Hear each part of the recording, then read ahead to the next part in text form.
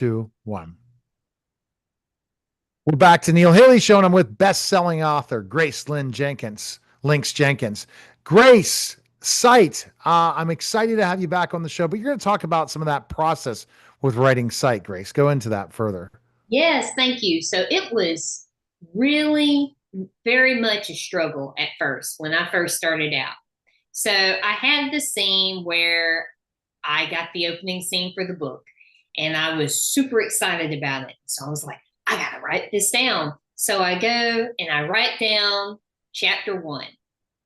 And then I completely stopped for a little bit because at that point I hadn't quite figured out everything. The ending was actually supposed to be completely different from how it is now. And I started thinking about it because at the time I was in college and it was my last year of college. So I was really busy with everything.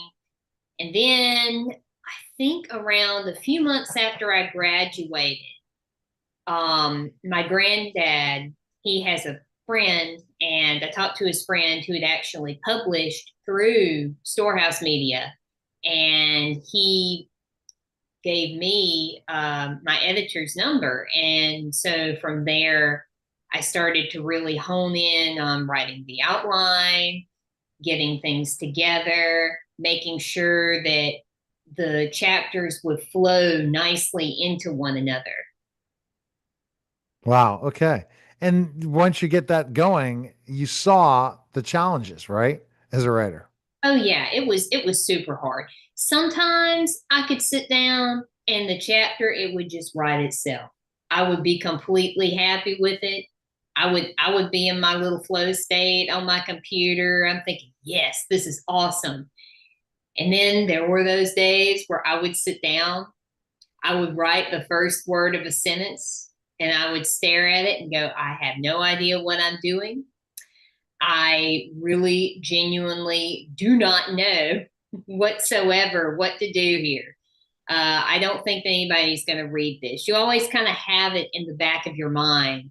Well, I don't know if this is going to be that great. I don't know exactly if anybody's actually going to like this. So it was it was a huge struggle for me at first, and it's always that tug of war, and I think it always will be. And I think it is definitely is a tug of war because you just don't know which directions everything's going and what's going to work and what's not going to work. And really, the process. You understood the process, but then how do you put it all together? You have the ideas, you have the writing, but then there's so much more. Yeah. Well, I essentially started at the very beginning of the story and I just went from there. I followed my little outline, I kept writing.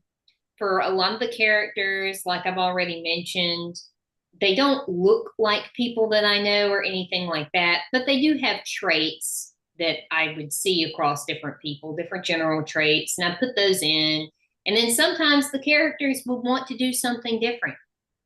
And I would just go, okay, I guess we're doing this now. Because at a certain point, I mean, your characters, at least inside of my books, my characters are the focal point of my stories. So if your characters want to do something, then you should just let them be themselves and let them do it. Of course, you have your point A to point B, but in my mind, the characters and their motivations are always going to supersede whatever plot that I necessarily want for these characters. Right. And I get it. And what do you think you learned the most from working with Storehouse on that process?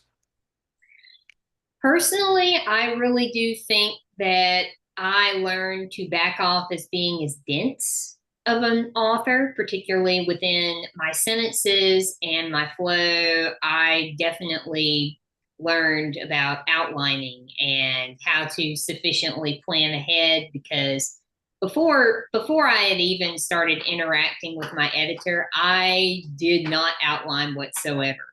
It was just I started this, we're going to just keep going and let the characters do what they're going to do, which I still have a little bit of that. You can see that from time to time, but it is not nearly as prevalent as it was uh, this time around, especially with sight. So honestly, I think the main things I learned were outlining and writing in a way that was more accessible to people. Because again, I was in college, I was an English major, I was reading a lot of dense books at the time. These are books that most people today, they are not going to even look at in their lifetime. So I also had to think about that as well, because I would sometimes use words that you would find in a 19th century novel, but you don't really find that today.